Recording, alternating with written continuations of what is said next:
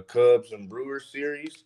The Cubs came in as the best offensive team in baseball, while the Brewers were coming in after a series win in Chicago, but it was against the White Sox. Uh, The Cubs dominated the first two games as the Brewers took the finale, but devastating news for the time being as the Cubs starting pitcher Shota Imanaga goes down with a hamstring and now he's on a 15-day IL. So, what are we going to expect out of these two as they're heading into totally opposite directions play wise? But what are we supposed to hit the next time they match up? What was that? Probably in the end of May, early June. yeah, I thought it was like early June or something, but I'm expecting the Brewers to kind of know exactly what they're gonna do. Like the first game at least. You know they let up way too many runs this weekend, man. Like way too many. I mean, your offense is unbelievable, but still, They put up 16 runs in the series. it's ridiculous. Like Yeah, I And think we all got it 16 were in the first two games. right.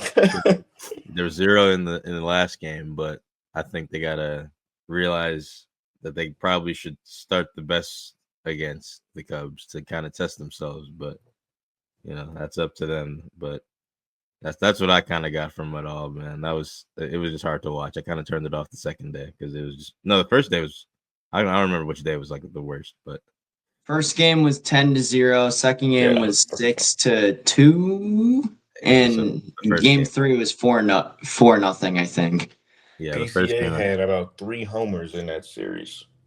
the first game I stopped watching because I was just like, this is ridiculous. But it is what it Well, the is. Cubs starting pitching gave up 4 runs in 17 and 2/3 innings pitched. So they just dominated that whole series. I mean, 17 innings, practically 18 innings pitched, where they only gave up 4 runs earned. Like that's pretty. Like they're not even known for their pitching, and for them to do that, that's really setting them apart from a lot of the teams in the league.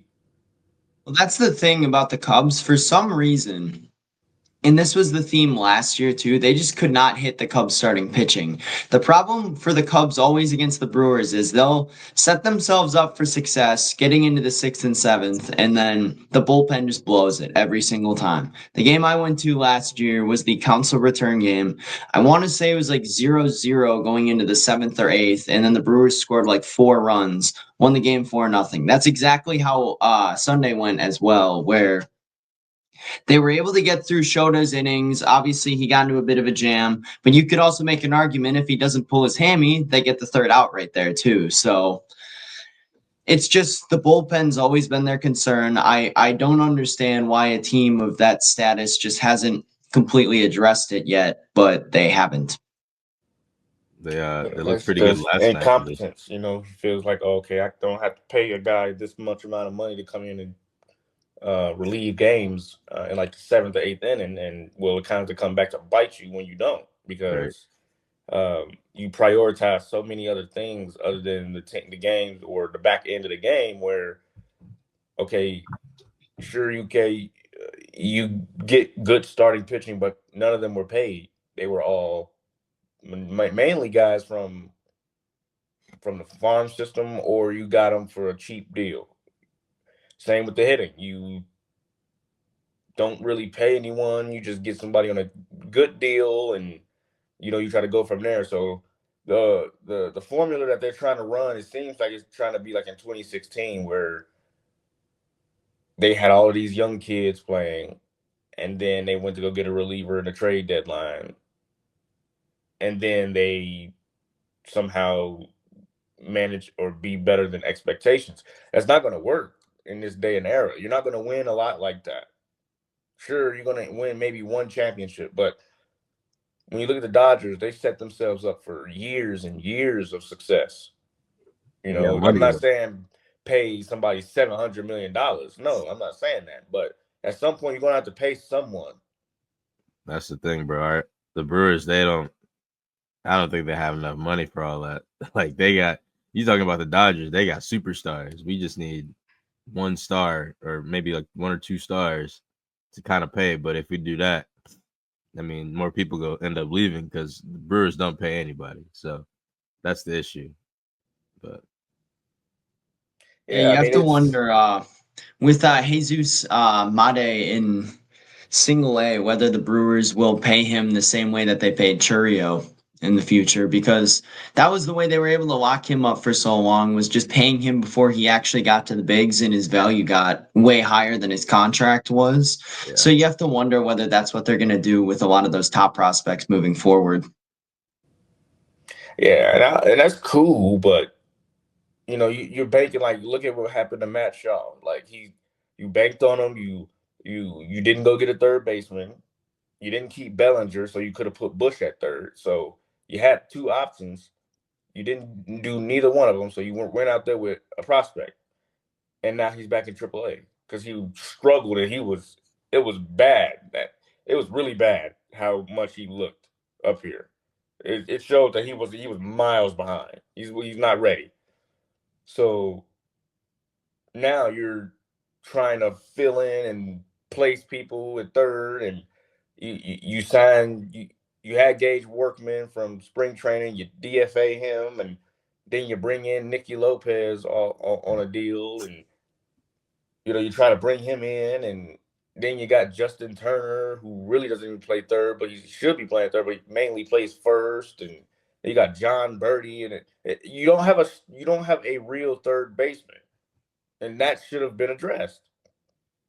You should have just kept Bellinger because you had the money. I mean, it's not like you didn't have the money because Kyle Tucker's on an arbitration deal. You could have had Bellinger one more season, and then you could have put Bush at third for the year, or work them around. Put Bellinger at DH one day, and then you put in a John Birdie at third or something. But you had so many options, and you didn't take them. You chose to go with the option of, oh, I'm gonna throw in, this guy here. You're basically putting in placeholders instead of actually going to get the position. Question for you, Jalen. Do you think the Cubs will extend Tucker long term? Because he's going to demand a ginormous contract. And there's going to be other guys on the Cubs with how cheap the ownership group typically is that are also going to need to be paid at some point. Do you think they splurge on him, or do they let him walk and he's basically a rental? At some point, you're going to have to pay someone. So I think he would be the perfect one to pay. I mean, he fits well into the system. He fits well into what we're doing here. I mean, you have no choice. I mean, I've seen rumors or things like that they've been talking, and a big, like, $400 million deal is coming, and that he's probably going to stay put. But I mean, with the Cubs, as a Cubs fan, or as someone who knows about the Cubs deeply, can you really say that you're going to keep him, like, after what happened in the past? No, you can't say that. So you're really just thinking, like, if we don't keep Kyle Tucker, we're going to have a problem here. Well, we said the same thing about Bellinger. We said the same thing about Javier Baez, and then when we traded them all, yeah, they careers and stuff turned out. Javier Baez is starting to look pretty good now, but yes, Chris Bryant and Anthony Rizzo went to do different things and have fell off, but at the time you were still winning at those points. And the value you traded Chris Bryant for, you didn't even get nothing in return because all of the people you have aren't even on the team. So what would you do to make your team like say right now, as the Cubs have the best offense in the league potentially, and what would you do to maybe say if you lost right now in like the first or second round in the playoffs? What would you do in the offseason to make sure the Cubs are secure? Like, say nothing goes wrong the entire year, everyone stays healthy or whatever. This is a hypothetical. I just wanted to ask you. Okay, say no one gets hurt and you can do anything right for the Cubs as a GM. What are you doing to make sure you get to the World Series? It's probably going to come down to the reason you probably lose is probably going to be because of the bullpen. And sure, you can say starting pitching, but starting pitching is, you have a lot of guys that is injury prone, so you have to look at pitching. You can, I mean, yeah, you can touch the offense, but we've seen, some teams come out and win the World Series and don't have the greatest offense. Mm. But in the playoffs, you need pitching. Right. You don't have starting pitching, you're gonna fail. You don't have bullpen, you're gonna fail. So you have to address the pitching situation at some point. Gotcha. That's all I got, man. I just wanted to ask you that because, you guys have a great team this year. So I'm just thinking of if you lost first round because of your pitching, like, would that be your first thing to address? But It sounds has to right. be. Yeah. It has to be. And also depend. And it will also obviously depend on how you lose, but Right. uh, definitely you have to, like, as we know now, you have to address the pitching. They don't have one of the best rotations in baseball. They don't have one of the best bullpens in baseball. Yeah, the offense is elite, but you don't have some of the best stuff that you need on the pitching side. So Right.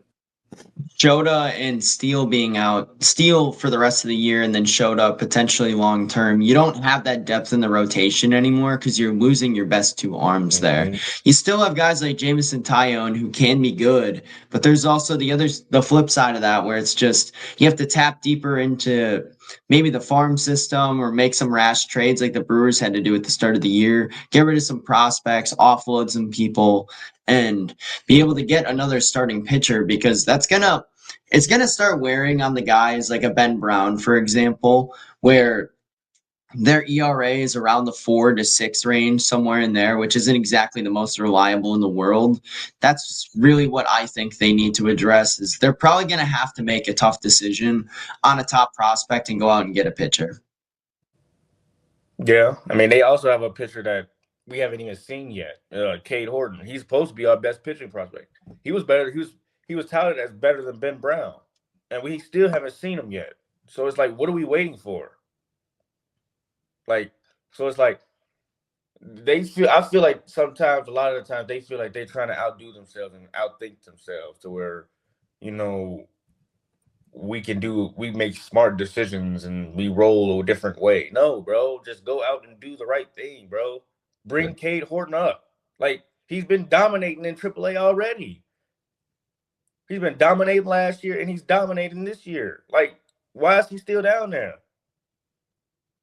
We didn't even see him, I don't think, in spring training. About a guy like that too is how many pitches does he have? Like, is he a 2 pitch guy, a 3 pitch He has guy? like 3 or 4 of them. So he's pretty dominant, but he's one of the better pitching prospects in the league in the MLB, but I feel like the Cubs are trying to outdo themselves, like they did in 2016, where we try to win with not paying to have a big payroll, and You that's could say the same thing about Jacob Mizorowski for the Brewers too. He's got an ERA, I believe it's between 1 and 2, and the last few games he's been locked down. And the Brewers have yet to call him up. And with all the pitching injuries, hypothetically, you would think that they were going to call him up at some point, but they just haven't yet. I think pretty similar situation for both of those guys. They're both top prospects on their respective organizations as well. yeah. I mean, it'll be interesting to see, going down in future